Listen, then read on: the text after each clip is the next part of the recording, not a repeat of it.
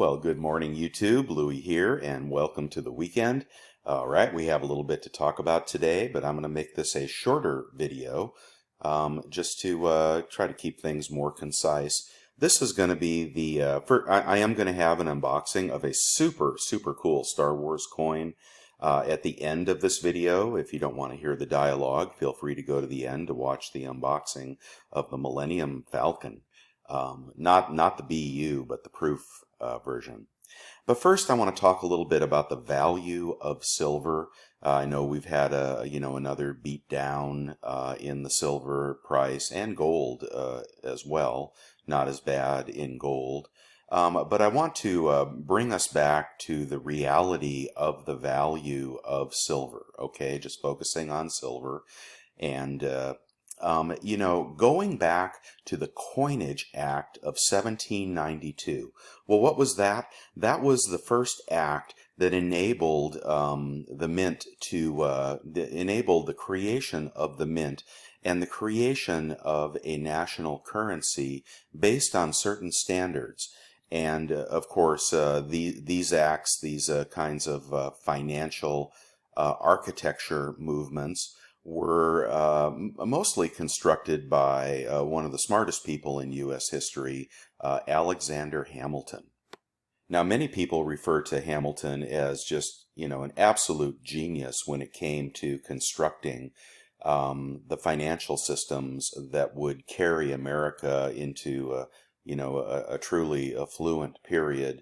And he was only 33 years old. But at the time, they realized that in order for the United States of America to thrive on an international stage, they needed to create a common unit of currency. Now, prior to that, and during the Revolutionary War period, states were given and states issued a great deal of credit.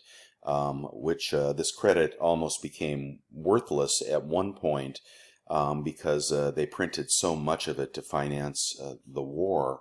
But it clearly was not working that the states have full rights to obtain credit, and they realized that they had to secure the currency by creating currency that was at a national level. Now, they did this a couple years after the signing of the Constitution, because had they tried to do this during the Constitution, it probably would not have passed, because there was a fierce battle between states' rights and federal rights. And Hamilton was a Federalist, and he believed that you had to have a strong government, federal government, to protect the country, whereas others, believed, like Thomas Jefferson, that the states should retain a lot of sovereignty. And there's much more that goes with that. But I'm going to focus here on the formation of the financial system. Well, the formation of the financial system in the Coinage Act of 1792 deemed that the U.S. dollar would be represented in silver, primarily, and gold. And, that representation is reflected here. This is directly from the Act, but it says that it shall be enacted that the proportional value of gold to silver in all coins which shall be law be current as money within the United States shall be as 15 to 1, according to quantity in weight of pure gold to pure silver, and I won't go on to express the example, 15 to 1. All right. Now, this is what the founding fathers felt the value of silver was. This was also the predominant conversion in the world in those days. And of course, the silver dollar itself was patterned after the Spanish real. And this is literally pieces of 8. This is manufactured in Bolivia. 1792. Note that the weight of this particular coin is 26.7 grams. Well, that'll be a particular, that'll be very similar to the first coin struck, the first silver dollar struck in America, which occurred in 1794, the flowing hair dollar. Get a look at that. Look at that. Brings a little bit of money there, doesn't it? The weight is slightly different because we rounded up to 0.90 fineness when we coined our silver. But you know, it goes to say, it stands that you know, the founders believed in a 15-to-1 ratio to gold. And this is the first part in my series. I'm going to move through American history and show you how and why silver was devalued over time to where we stand today, which is roughly 70 silver to gold ratio. All right, so this is how far we have come from the founders' original intention. And this will relate also to the rights of people, which generally possess the silver, versus the rights of governments and wealthy who generally possess the gold. All right, and you will see this battle play out throughout the centuries in America as we move from 15-to-1 upwards of 70-to-1. A year or so ago, it was 120-to-1. This is the same old story of the governments of the world putting their boot on the neck of the people of the world.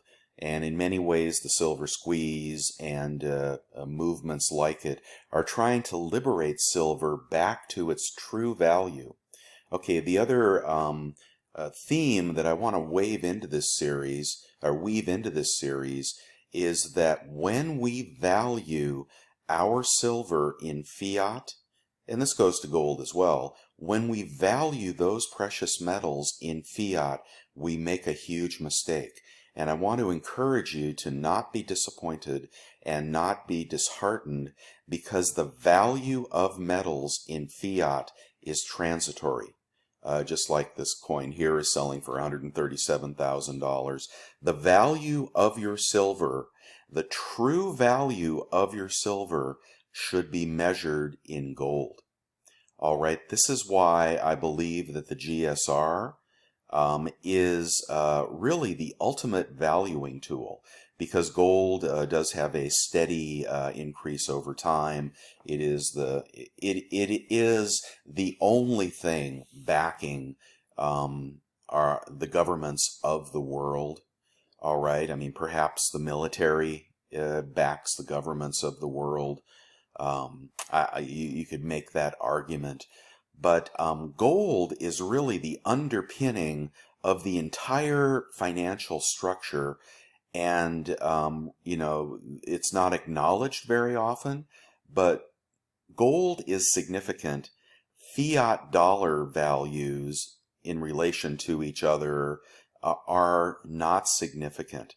And you do have to take a long-term perspective when silver prices drop and gold prices drop. But I propose to you that the value of your silver should be measured in its convertibility to gold. And that is the only thing that actually matters over time. As that GSR goes up, silver is more of a bargain. As that GSR goes down, hopefully someday back to 15, then silver is more fairly valued. All right, so this is what I'm going to be focusing on over time. And the people's metal is silver. The government does not want you to possess it or value it, and therefore they crush its price in dollars. And I'm sure you can make many contrary arguments, but I'm going to weave this theme into all future segments of this kind. But 15-to-1, that's where I think the true value of silver is. That's what people like Alexander Hamilton, George Washington, and others believed the basis of society should be founded on. And the changes from that perspective occurred for political and and reasons of world domination. Let's move on to the unboxing. All right, welcome to the unboxing. Before I get started on the Star Wars coin, this is one of my gold purchases from the U.S. Mint. I purchased most everything they were selling of the Type 2 gold, with the exception of the 1 ounce, but I also got the 4 coin set, and I got the half, the quarter, the 1/10. The 4 coin set is on its way.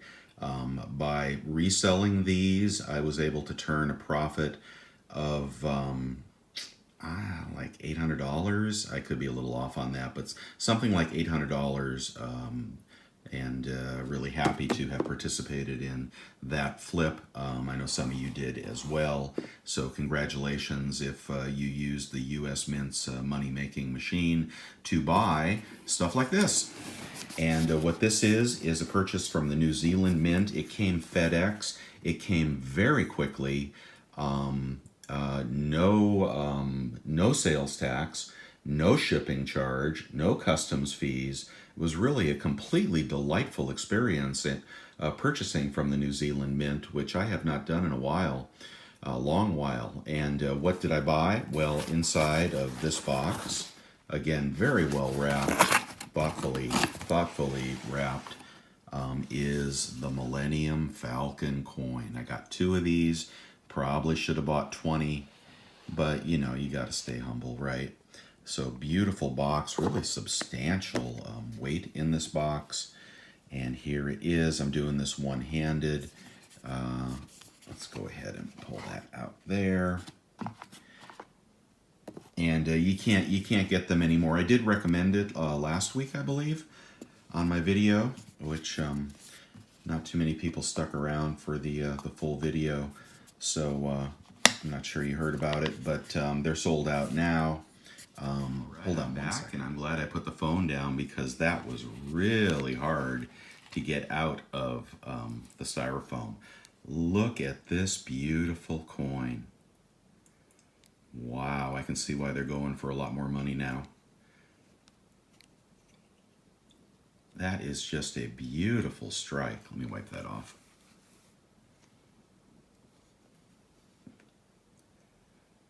So 2021, Louie is the currency, produced by the New Zealand Mint, and I'm not going to take it out, but is a fully articulated, beautiful Millennium Falcon there. And here is the COA. They're somewhat rare. 5,000. I wish it was 1,000. Oh, we get a hologram. Mine is number 3990, I suppose. And there we go. So I've lost the COA, but that's what I wanted to show you. It comes in this beautiful presentation. Very beefy box. Funny, the New Zealand Mint can afford to actually put some weight in their boxes. I'm not sure why the U.S. Mint can't. But yeah, if you want to get one of these, you know, might be able to find them in Canada. Or maybe 1 or 2 on eBay, but this is a series of starships. I believe they're all Star Wars starships. If I hadn't dropped the COA, I would tell you more about that, but you definitely want to get in on this series if the prices haven't gone up too much already. All right, guys, that's all I have for you today. You know, keep your chin up. And, you know, summer is the doldrums for precious metals, as they say. I think that becomes a self-fulfilling prophecy, but I do not expect them to stay down here. But you have to be agnostic, and certainly premiums are lower. And, you know, just when everyone is disheartened and sad about dropping prices and dropping premiums, that's when, you know, the big banks come in and buy it all. So I would encourage you to value your silver in its gold equivalent to determine its value, not fiat.